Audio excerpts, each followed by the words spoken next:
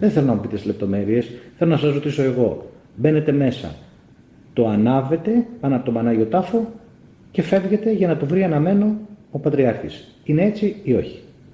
Έτσι. Είναι έτσι. Είναι έτσι. Ανάβετε και το καντήλι των φυλάκων. Υπάρχουν δύο καντήλες. Μια φέρος και φύλακας και μια δεύτερη. Και μια δεύτερη, την οποία την ανάβετε και αυτή. Beware of fake. Attention to all who do not want their consciousness to be manipulated by spiritual air sellers. We will talk about the fake of the so-called holy fire, or as the Greeks say, the holy light. So, dear Orthodox Christians, true believing brothers and sisters, and all other people, ritualists, fanatical followers of the Sergianist, Moscow Patriarchate, and simply good people who were misled. What is commonly called today among former and current Sergianists and ecumenists from the Moscow Patriarchate, and many members of the OCU, the Holy Fire, is a fake that was created to meet the current needs of the day. This cult of Zoroastrianism is cultivated only in the Arab part of the Jerusalem Patriarchate and among the Sergians of the Moscow Patriarchate. Among the Greek Jerusalemites, this tradition is adequately called the event of the Holy Light. The supernaturalness and miraculousness of the fake holy fire is asserted by two categories of Christians, or those who try to justify themselves before the faithful members of the true Orthodox Church, in spite of all canonical, moral, and dogmatic violations in the so-called ecumenical Pravoslavia. For ecumenists and Sergians, this is the last argument in favor of continuing to ignore all violations that have taken root since the beginning of the turbulent 20th century and in the 21st century in local churches, which have simply become the norm. Another part of Christians, either simply because of their mystical sacred moods, wants to believe in something sacred and real, or simply do not belong even nominally to at least the flock of Sergians and ecumenists. There is also a category of atheists, pasha saints, traditionalists, who just want a miracle and do not care about anything. The holy fire, or otherwise the holy light, transmitted from the Kuvuklia, at least since the beginning of the 20th century and up to the present, is completely man-made and has no supernatural origin. It comes from the ever-burning lamp on the Holy Sepulchre. Before distributing this light as a blessing to adequate people, the Patriarch reads a prayer for the consecration of this fire. He reads it from the service book. This can be verified by inquiring, at least from what is publicly available on the internet. So, brothers and sisters, be careful how you walk. Do not be those who seek false miracles and believe old wives' tales. Nothing personal. Happy Great Saturday, and the coming soon Feast of the Resurrection of Christ, Easter of Christ, the stormy eschatological year of 2022. Cyril Hoverin. We had a lot in common with the Jerusalem Patriarch Theophilos. Although several years apart we studied at the same university, Durham, and were even members of the same college, St. John's. Then, when he was an archimandrite in Moscow, I was the only one with whom he could communicate in Greek, not knowing Russian. That is, we had many prerequisites for frank conversations, and I once directly asked him about the fire on Holy Saturday. His answer was concise and clear. It is a pious rite that symbolizes the resurrection of Christ, no more and no less. The holy fire does not descend from heaven. The Armenian Apostolic Church, which is directly involved in the ceremony of the descent of the Holy Fire, has finally told the truth about the nature of the fire brought out of the Holy Sepulchre. No miracle happens. We have never said that there was no fire and it comes down from heaven, commented Archimandrite Gevond Oganesian, rector of the Church of the Holy Archangels of Jerusalem. Against the backdrop of political conflicts, a legend was created about the supernatural descent of the Holy Fire, which brought many pilgrims to Jerusalem, in particular from Russia. According to eyewitnesses, over the past 50 years before the time of the Greek Patriarch and the Armenian Archimandrite's descent, the lamp had already been burning there, Gevond Oganesian said. Once, during the ceremony of the Holy Fire, the Greek Patriarch burned his beard, which was quickly extinguished. These are the consequences of superstitious interpretations about fire that the Greeks spread among their flock, and if the Greeks explained it to their own, as the Armenian Patriarch does, then there would be no such cases and temptations which humiliate the Christian faith before the believers of other religions. There is another testimony of Hieromonk Flavian that the holy fire really does burn. In 2004, literally 5 minutes after receiving the holy fire, an acquaintance of mine tried to wash himself with fire. His beard, although small, began to flare up noticeably. I had to shout at him to put it out. He followed the example of others and held his hand over the fire. Fire like fire. It burns. Holy fire. The Armenian position. Recording from 2012. The Armenian Apostolic Church, which is directly involved in the ceremony of the descent of the holy fire, has finally told the truth about the nature of the fire brought out of the holy sepulchre. No miracle happens. We have never stated that there was no fire and that it comes down from heaven, commented Archimandrite Gavond Oganesian, rector of the Church of the Holy Archangels of Jerusalem. Against the backdrop of political conflicts, a legend was created about the supernatural descent of the holy fire, which brought many pilgrims to Jerusalem, particularly from Russia. According to eyewitnesses, the lamp had already been burning there for the past 50 years before the Greek Patriarch and the Armenian Archimandrite entered, Gavond Oganesian said. Once during the holy fire ceremony, the Greek Patriarch burned his beard, which was quickly extinguished. This is a consequence of the superstitious interpretations about fire that the Greeks spread among their flock. And if the Greeks explained it to their own, as the Armenian Patriarch does, then there would be no such cases and temptations, which humiliate the Christian faith before the believers of other religions. There is another testimony of Hieromonk Flavian that the holy fire really does burn. In 2004, literally 5 minutes after receiving the holy fire, an acquaintance of mine tried to wash himself with fire. His beard, although small, began to flare up noticeably. I had to shout at him to put it out. He followed the example of others, holding his hand over the fire. Fire like fire. Burns. Topic of the day.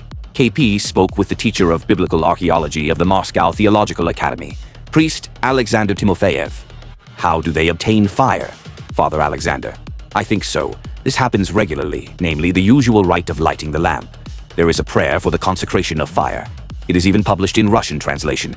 It talks about the consecration of fire just as, for example, water is consecrated on Epiphany, or oil is consecrated for the sacrament of unction. That is, it is consecrated by a prayer asking for the descent of the grace of the Holy Spirit. There have been cases of independent lighting of the lamp and descent, and they have been recorded. There is such evidence. But this does not mean that this is repeated mechanically every time, as if the Lord gives something at the same time. There is an interview with one of the Jerusalem hierarchs where he speaks about this directly. He directly participated in this more than once. There have been miracles of such a descent. They have been recorded. When you ask a direct question to the Patriarch of Jerusalem or the hierarchs of the Jerusalem Church who know about this, they are direct witnesses. They answer, no, we light the fire from the lampada. He goes there, the lamp is already burning there. It is never extinguished on the Holy Sepulchre. Therefore, there is no need to spread rumors that they take away his lighter and so on. He does not need a lighter. The lamp is already there. The priest then takes the candles and distributes them. Does the fire not burn? Father Alexander. They say that this fire does not burn. Those who have been to Jerusalem say, it burns, of course. It is just that when you quickly carry it, it does not burn.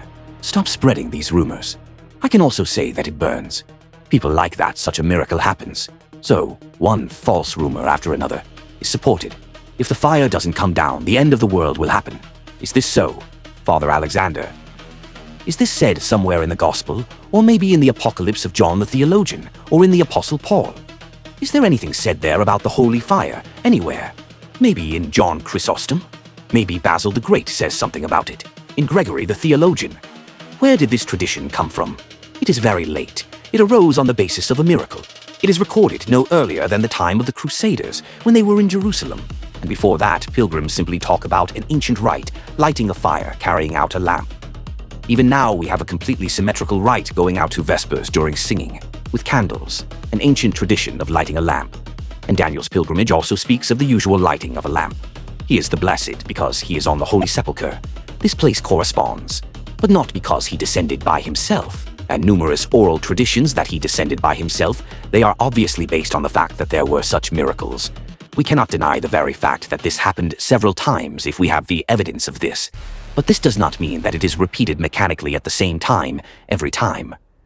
We even have a large study by Uspensky, a professor at the St. Petersburg Academy, who has long since passed away. Even under Soviet power after the war, he made an extensive report on this matter. Analysis of liturgical tradition. It shows that there is nothing like this in ancient sources. And the people believe, let's indulge the people's tastes. And everyone is like, well, he's gone, which means the Antichrist won't come this year. Well, you can't do that. KP.RU. He said the same thing a year ago. Elinica Hoax's editor-in-chief acquitted by unanimous decision over investigation behind the litigation of the Holy Fire, Athens. Dimitris Alikakos, Ellinika HOAX's editor-in-chief, has been acquitted by a unanimous decision of the three-member misdemeanor court of Athens following his investigation surrounding the miraculous litigation of the Holy Fire. In March 2019, Alikakos published his book, Redemption: The Case of the Holy Fire, which shed light on the alleged miraculous origins of the Holy Fire, a belief perpetuated for centuries. In the book, he presented testimonies from the sacristan and abbot of the Holy Sepulchre, Archbishop Isidore, who admitted that he had ignited the Holy Fire inside the Holy Sepulchre using a lighter. In response to the publication, the Jerusalem Patriarchate, along with Archbishops Isidore and Aristarchus, who serves as the Patriarchate's Secretary General, filed a civil lawsuit against the author and against the publisher of the book, seeking 700,000 euros as compensation for moral damages. In January of 2021, the two archbishops pressed criminal charges against Alikakos. They alleged that his book disseminated falsehoods and that he acquired their testimonies illegally and without adhering to the journalistic values. Alikakos, however, has countered these claims by releasing a video in which Archbishop Isidore admits to igniting the Holy Fire upon entering the Holy Sepulchre before the Patriarch's arrival. Previously, Isidore had sued Google Ireland Limited, demanding that Alikakos' video be deleted from YouTube platform, claiming that not only it insults his honor and reputation, but also it was published without his consent. In late 2022, the three-member misdemeanor court of Athens ruled in favor of Google Ireland Limited, awarding the legal costs against Isidore because he is seen during the video recording asking, "Shall we say it on camera?" indicating that he was aware that he was being filmed. The trial. After nearly 5 years of legal proceedings and 3 postponements, Alikakos stood trial for defamation, violation of confidentiality of oral conversations, and personal data violations for the methods he used. The trial began on March 20th, 2024, but was adjourned after the first day of proceedings. It resumed on March 29th, 2024, ultimately leading to the unanimous decision in Alikakos' favor. Ellinika HOAX's editor-in-chief statement. What? It was the most challenging fact-checking endeavor of my career, disproving an 11th-century-old claim widely disseminated to millions. My investigation aimed not at challenging religious beliefs, but rather the claim propagated through the official website of the Patriarchate of Jerusalem that the Holy Fire is miraculously ignited annually. I was able to conclusively demonstrate its natural human-initiated origin. Greek judicial authorities affirmed the accuracy and integrity of my investigation, dismissing any allegations of falsehood or slander against the archbishops involved, particularly the one who openly admitted to using a lighter to ignite the Holy Fire. This legal outcome marks a triumph for investigative journalism and a decisive debunk to a centuries-old falsehood. Θα εμβάψω στο φωσφόρο το συγκεκριμένο κερί και μετά από λίγο χρόνο αυτό θα αυταναφλεγεί. Λευκό φωσφόρο διαλυμένο σε οργανικό διαλύτη. Το φυτίλι 12 λεπτά και το κερί άναψε. Για να δούμε. Εδώ ακριβώς έγινε η ανάφλεξη. Το μεγαλύτερο θαύμα της Ορθόδοξης Εκκλησίας μετατρέπεται σε μύθο που καταρρίπτεται εδώ, μπροστά στα μάτια μας. Εγώ δεν λέω τι γίνεται στα Ιεροσόλυμα, εγώ λέω ότι αυταναφλεγόμενα κεριά μπορεί να επιδείξει πλέον και η επιστήμη σήμερα με τρόπους που ήταν διαχρονικά δυνατοί. Καρέ, ο συγγραφέας Μιχάλης Καλόπουλος ακολουθεί τα βήματα του Κράφτ και παρουσιάζει στα τηλεοπτικά πλατό με χημικές ουσίες το φαινόμενο της αυτανάφλεξης. Και μπορεί όλοι να έχουμε μείνει με το στόμα ανοιχτό, καθηγητές φυσικής και χημείας όμως το παρακολουθούν αδιάφοροι. Καθώς στην επιστημονική κοινότητα η αυτανάφλεξη με τη βοήθεια του φωσφόρου είναι γνωστή από το 16ο αιώνα. Ο φόσφορος, ο λευκός, όταν έρχεται σε επαφή με το οξυγόνο του αέρα, αναφλέγεται. Κερί το βάλουμε μέσα σε διάλειμμα φωσφόρου, μπορεί να αυταναφλεγεί είτε μετά από μερικά λεπτά, είτε από μερικές ώρες, ακόμα και μέχρι από μερικές ημέρες. Η φλόγα που άναψε στα χέρια του κυρίου Καλόπουλου έφερε πυρκαγιά αντιδράσεων στους εκκλησιαστικούς κύκλους. Dive right in. So the first thing that I want to discuss is in March of 2024, the Orthodox Church took a reporter to trial because he had captured video of one of the priests that takes part in the ceremony, this miracle of the Holy Fire in Jerusalem. And that priest says that it's not a miracle that the fire appears, that they just light it with an oil lamp. So the reporter, I can't really say his name, so forgive me if I pronounce this incorrectly, Alikakos. He's on trial for 3 charges: defamation, violation of the confidentiality of oral conversation, and a personal data violation consisting of using some photographs to document his book in the context of his journalistic function. So this guy not only had photos, he had receipts. He took a video where he's interviewing a priest, one of the priests that is involved in the ceremony, in which the priest acknowledges that, yeah, they light it with an oil lamp within the tomb. So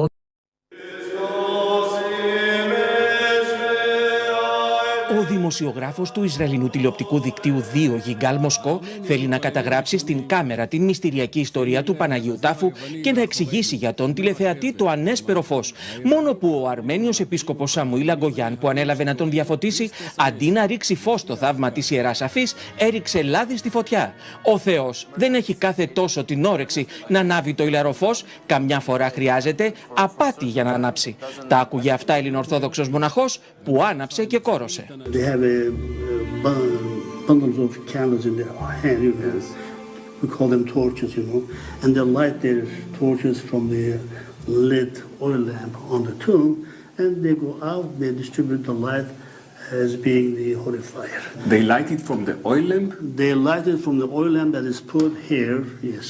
But the belief is that the fire comes from the sky. No, we believe to miracles, but I've done 3 times. It didn't happen, the miracle. God does not perform miracles just to please people. When it's needed, God performs miracles only at that time. No, I'm sorry. This is a false. I'm sorry. I've done 3 times. Okay, I'm sorry, but please don't intervene. Father, I'm sorry. Okay. I am responsible here. Yeah. This is not the truth. I'm sorry. I've done it 3 times. This has not happened like you say. I've done 3 times. We, Patriarchate, and myself, I'm sorry. Stop the camera. Stop the camera. You cannot anyway. Stop the camera. Ο Ελληνοορθόδοξος μοναχός προσπαθεί να αποκαταστήσει την αλήθεια. Patriarchate there is coming the light by miracle and is given to all. This is the truth. If you're fighting inside the church, how do you expect miracle to happen? You tell me. I mean, I cannot lie to God. I cannot give order to God. Bring the fire. Τότε, για χάρη του ποιμνίου, κάποιος βάζει το χεράκι του για να μην ματαιωθεί το θαύμα, είπε ο Αρμένιος ιεράρχης. Getting lit being a miracle. There's also other videos circulating around. I'm not going to attach it to this one because I might get some kind of copyright claim or something. But there are other videos circulating around of people going and doing tests with the holy fire where they're like actually, they're getting burnt. It's like, dude, this is actually burning me. There was a guy that put a temperature gauge in the fire. It's like normal temperature for fire. He did a test before with a candle and then afterwards with a torch. If you want to look that up, that's also on YouTube out there. So there's a lot of people who have tested the claims of this miracle, and it just doesn't seem to hold up to water. So is this legit miracle? Is this a real thing? Let's start with historical record. While the Eastern Orthodox apologists often cite early sources like Agira, Eusebius, and Gregory of Nyssa, a closer look reveals that these references are either misplaced or lacking any clear connection to the modern miracle. Take Agira, a 4th century pilgrim, for example. She does describe the candlelit ceremony of the Church of the Holy Sepulchre, but the light involved was natural and ever burning, nothing spontaneous or miraculous. This is what she writes.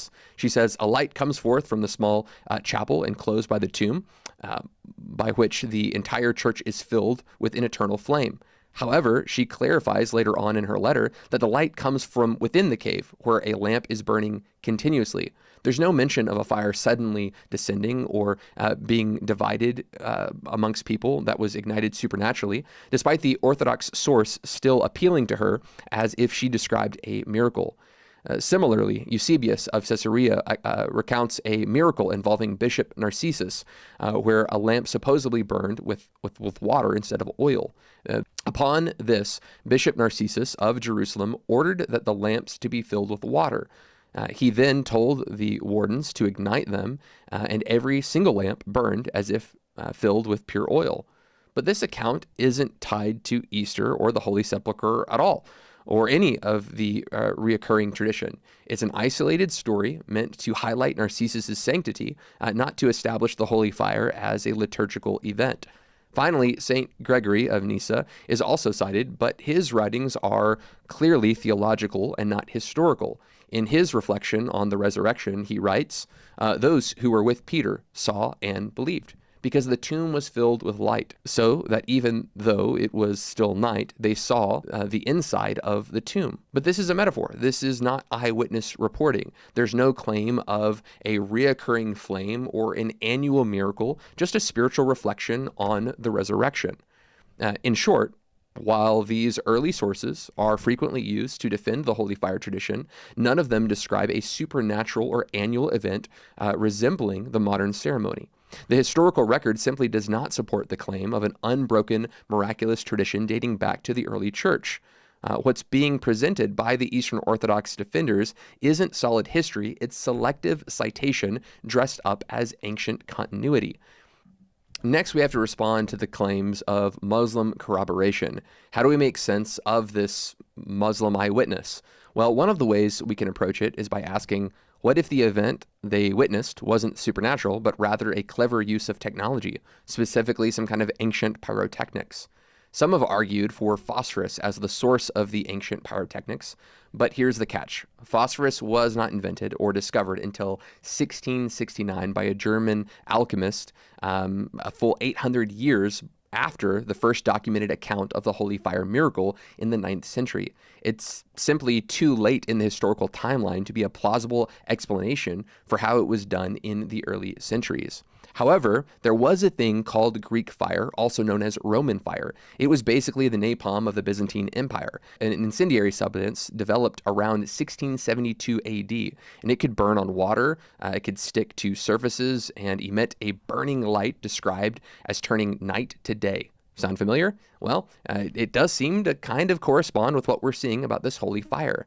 Now here's the timeline. The first record of the account of the Holy Fire miracle appears 200 years after Greek fire was invented. And those early descriptions of the miracle don't just talk about candles being lit, they describe a blinding light filling the tomb. That doesn't sound like a wick being lit by a flame, that sounds much more like a chemical reaction. And here's where things get even more interesting. After the fall of Constantinople in 1453, the formula for Greek fire was lost. The historical documentation was gone, and almost immediately we see a shift in how holy fire ceremony is performed. Before 1453, the miracle was public. The patriarch would stand outside of the tomb. Then boom, a light would emerge, bursting forth from within, witnessed by the crowd. But by 1481, records show a change. Now the patriarch goes inside the tomb alone. The miracle happens privately behind closed doors. The overwhelming light show, completely gone. He just walks out holding this lit flame. That's a big change, and it just so happens to align with the disappearance of Greek fire. So is this a rock-solid argument to say that the ancient holy fire was just this ancient napalm? No, but it does offer a possible explanation for this occurrence. Is the miracle of holy fire miraculous? Here's the scene from the tomb of Jesus in the Holy Sepulchre, Jerusalem.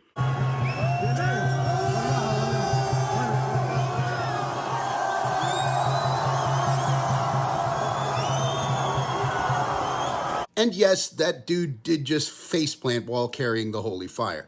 Nobody said it was safe. The claim is that this is a flame that miraculously manifests itself in the tomb of Jesus on the day before the Orthodox celebration of Easter. When the flame appears, it is used to light a candle, which is then handed out to the populace, handed around until everyone has their candles aflame, which is undeniably cool. There, the flame is often taken to many Orthodox churches around the world. But is the central miracle involved real?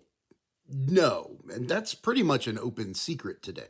From the 1200s, the Western Latin Church has not participated in the ritual because they don't see it as a legitimate miracle. Though, to be fair, that judgment was caught up in other tensions between Eastern and Western Christianity, including disagreements on when Easter should be celebrated. And the Eastern Orthodox clergy who oversee the ritual have been pretty open with saying that they actually light the original candle with a lighter. In fact, in 2019, there was a book, Redemption, about the Holy Fire that was published with several interviews with these clergy that oversee the ritual. If you want to see the video where Archbishop Isidorus says that he lights it with a lighter, you can look it up on YouTube. Anyway, it's a cool ritual. I'd participate, although I'd be careful not to wear anything flammable, and I'd probably hang out near an exit. The only problem I'd have is if somebody continues to perpetuate the myth that this is a literal miracle. Jesus is disappointed. Do better.